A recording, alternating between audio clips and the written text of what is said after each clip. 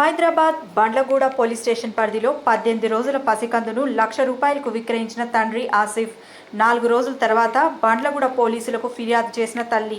పసికందును తల్లికి అప్పగించిన పోలీసులు. తండ్రి చాంద్ సుల్తానా మరొకరు అరెస్ట్.